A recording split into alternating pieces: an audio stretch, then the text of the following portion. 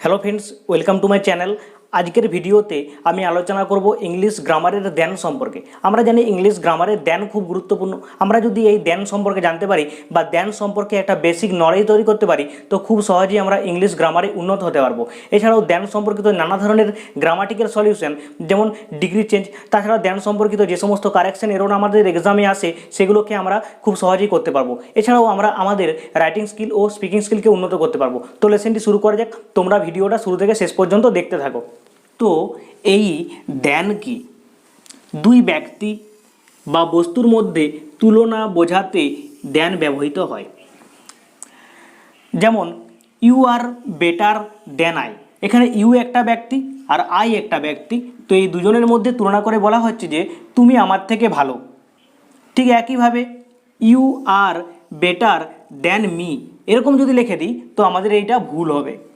কারণ আমাদেরকে মনে রাখতে হবে আমরা যদি দেনের আগে সাবজেক্ট ব্যবহার করি তো দেনের পরেও সাবজেক্ট ব্যবহার করতে হবে। অর্থাৎ দেনের আগে আমরা এখানে ইউ সাবজেক্ট ব্যবহার করেছি, তাই দেনের পর আই সাবজেক্ট ব্যবহার করতে হবে। আর এই বাক্যে আমরা দেনের আগে ইউ ব্যবহার করেছি কিন্তু দেনের পর আমরা অবজেক্ট ব্যবহার করেছি, তো আমাদের এই সেন্টেন্সটা ভুল। অর্থাৎ আমাদেরকে সবসময় খেয়াল রাখতে হবে যে দেনের আগে আমরা যদি সাবজেক্ট ব্যবহার করি তো দেনের পরেও আমরা সাবজেক্ট ব্যবহার করব। ঠিক একইভাবে দেনের আগে যদি আমরা অবজেক্ট ব্যবহার করি তো দেনের পরে আমরা অবজেক্ট ব্যবহার করব। যেমন my mother loves me more than হিম, তো দেনের আগে মি আছে, মি হলো অবজেক্ট। ঠিক একইভাবে দেনের পরে হিম আছে, হিম হলো অবজেক্ট। আমাদের এক্সামে দেন সম্পর্কিত নানা ধরনের কারেকশন এরর দেওয়া থাকে, তো আমাদেরকে ঠিক করতে হবে কিভাবে সেগুলোর আনসার করব। তো তোমাদেরকে সবসময় মনে রাখতে হবে দেনের আগে যদি কোনো সাবজেক্ট ব্যবহার করা থাকে তো দেনের পরও সাবজেক্ট ব্যবহার করতে হবে। ঠিক একইভাবে দেনের আগে যদি কোনো অবজেক্ট ব্যবহার করা থাকে তো দেনের পরও তোমাদেরকে অবজেক্ট ব্যবহার করতে হবে। তো আমরা এখন আরও কয়েকটা উদাহরণ দেখে নিই যাতে করে তোমরা দেন সম্পর্কে ডিটেলসে সমস্ত কিছু বুঝতে পারো।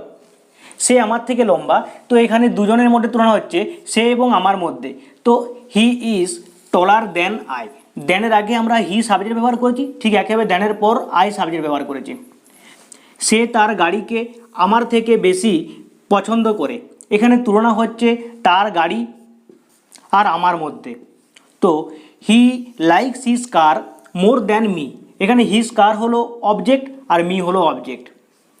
ঠিক একইভাবে ছেলেটি মেয়েটি থেকে বেশি দয়ালু, তো দুজনের মধ্যে তুলনা হচ্ছে ছেলেটি এবং মেয়েটির মধ্যে, তো the boy is kinder than the girl, এখানে দুজনাই সাবজেক্ট, দ্য বয়ও হলো সাবজেক্ট, ঠিক একইভাবে দ্য গার্লও সাবজেক্ট। অর্থাৎ দেনের আগে আমরা এখানে সাবজেক্ট ব্যবহার করেছি, তো দেনের পরও আমরা সাবজেক্ট ব্যবহার করব।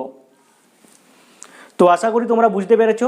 আর তোমাদের যদি কোনো সমস্যা হয় তো তোমরা আমাকে কমেন্ট করো, আর আমি চেষ্টা করব তোমাদের ওই সমস্যা দূর করার। আর সবশেষে একটা কথাই বলবো, আমার এই ভিডিওটা যদি তোমাদের ভালো লাগে তো ভিডিওটাকে লাইক করো, আর চ্যানেলটাকে না সাবস্ক্রাইব করে নোটিফিকেশন বেলটা বাজিয়ে রাখো, যাতে আমি যখন নতুন কোনো ভিডিও আপলোড করব তার নোটিফিকেশন তোমরা খুব সহজে পেয়ে যেতে পারো। তো আজ এ পর্যন্তই, পরবর্তীকালে আমি আবার এক নতুন ভিডিও নিয়ে আসবো। Thank you for watching my video.